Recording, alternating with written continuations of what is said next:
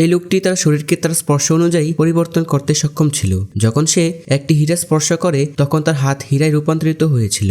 এইবার সে মাটি স্পর্শ করে এবং কয়েক সেকেন্ডের মধ্যেই সেটি একটি শক্তিশালী মানুষে পরিবর্তিত হয়। হঠাৎ রাস্তায় একটি দ্রুত গতির গাড়ি তাকে ধাক্কা মারে, কিন্তু আশ্চর্যের বিষয় হলো সে একটুও নড়েনি এবং গাড়িটিও শূন্যে ছিটকে ওঠে। তারপর সে গাড়ি থেকে একটি শক্তিশালী জিনিস নিতে চায়।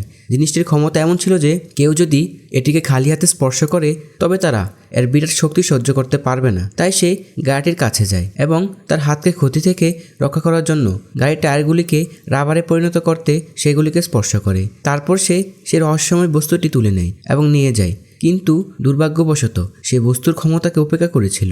তার রাস্তায় জলখাবার খাওয়ার সময় তার হাত থেকে একটি পাথর গলে বেরিয়ে যায়, কিন্তু যখন সে বস্তুটি বিক্রি করতে যাচ্ছিল তখন একজন পুলিশ অফিসার তার মুখে গুলি করে। তবে সে লোকটি তার শরীরকে স্টিলে রূপান্তরিত করে ফেলে এবং তার মাথা থেকে বুলেটটিকে সশব্দে ফিরিয়ে দিতে সক্ষম হয়।